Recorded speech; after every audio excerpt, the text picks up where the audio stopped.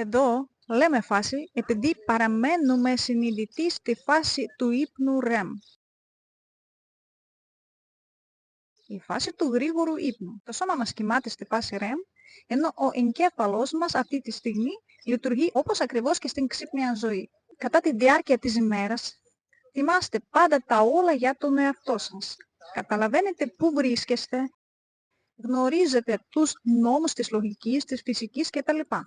Καταλαβαίνετε τι κάνετε και τι συμβαίνει γύρω σας. Ακριβώς έτσι και στη φάση. Πρώτον, γνωρίζετε ότι κοιμάστε. Δεύτερον, θυμάστε τα πάντα για τον εαυτό σας, ακριβώς όπως την ημέρα.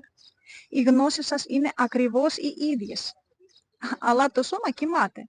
Το καταλαβαίνετε αυτό, καταλαβαίνετε ότι δεν είστε στη δουλειά, δεν είστε στο γυμναστήριο, γνωρίζετε ότι ξαπλώσατε για να κοιμηθείτε. Ταυτόχρονα γύρω σας υπάρχει μια άλλη πραγματικότητα, μια παράλογη πραγματικότητα της φάσης. Αυτό μπορεί να είναι η πλοκή ενός ονείρου, μπορεί να είναι το δωμάτιό σας, αλλά γνωρίζετε ακριβώς, τώρα κοιμάμαι.